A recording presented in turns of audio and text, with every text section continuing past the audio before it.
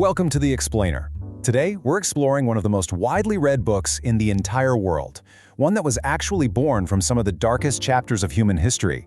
We're going to examine the origins, the format, and the incredibly intimate human details found within The Diary of Anne Frank. Our goal today isn't just to recap the tragic history you probably already know, but to look really closely at the brilliantly sharp, funny, and deeply relatable 13-year-old girl behind the words. Okay, let's dive into this. When we think of Anne Frank, we understandably think of solemnity and tragedy, right? But her own words paint a totally different picture. She was a teenager who literally dreamed of going to Hollywood. She was worried about her looks, her future, and, just having fun. And setting this vibrant, totally relatable teenage dream against the horrific historical reality she was actually living in. Well, that's what makes her story so incredibly powerful. Section 1. The world's most famous diary.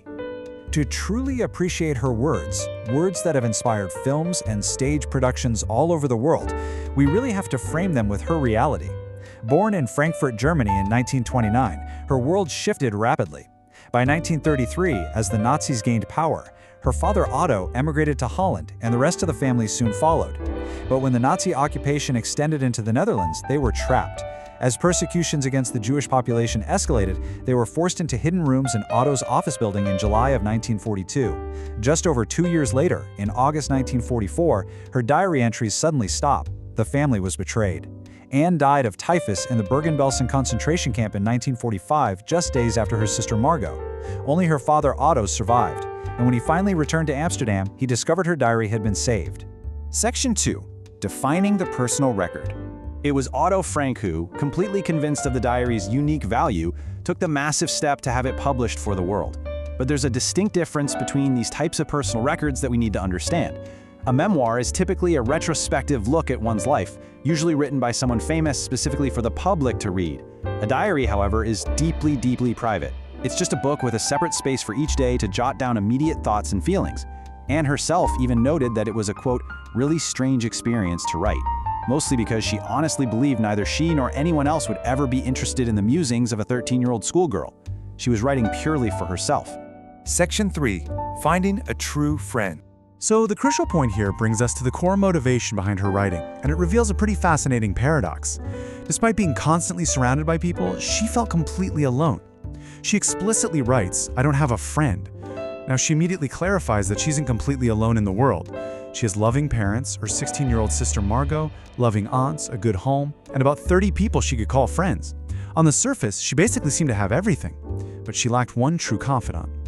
She found that when she was hanging out with her friends, all she could think about was having a good time. She just couldn't bring herself to talk about anything other than ordinary, everyday stuff. They just couldn't get any closer. So to fulfill this deep, burning need to actually get things off her chest, she invented a friend. She decided she wasn't just going to jot down dry facts. The diary itself would become her friend, and she named this long-awaited imaginary confidant Kitty.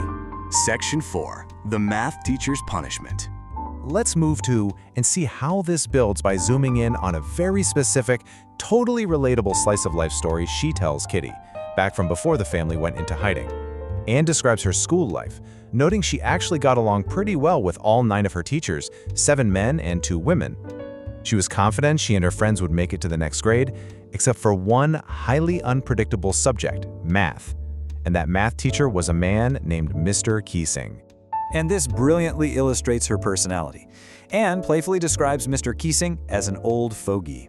The core issue between them? Anne was a massive chatterbox. He was incredibly annoyed with her for ages because she talked far too much during his lessons.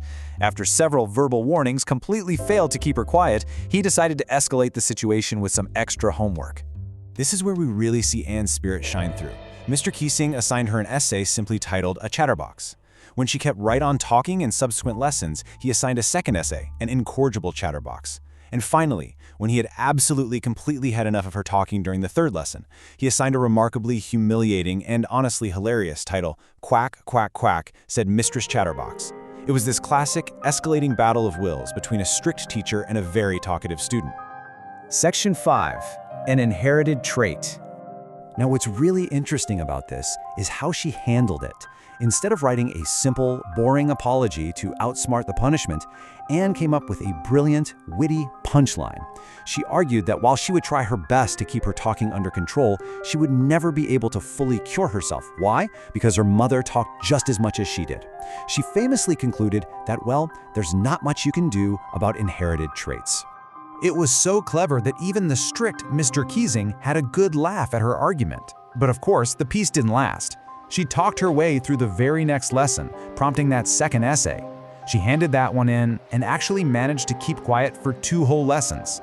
But by the third, Mr. Keesing snapped again, leading to the infamous quack, quack, quack assignment. It's just a wonderful, vibrant depiction of youthful defiance and sharp intelligence, perfectly captured in her daily record. Which leaves us with this final thought to reflect upon. How did the everyday musings of a girl, someone who stressed about math class, annoyed her teacher, and literally dreamed of Hollywood, become one of the most profound and widely read voices of the Holocaust? Perhaps it's exactly because her diary isn't just a dry record of historical atrocities.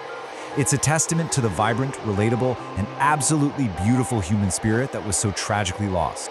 Her sharp wit and deep desire for connection leap right off the page, making her not just a historical figure, but a true friend to every single reader.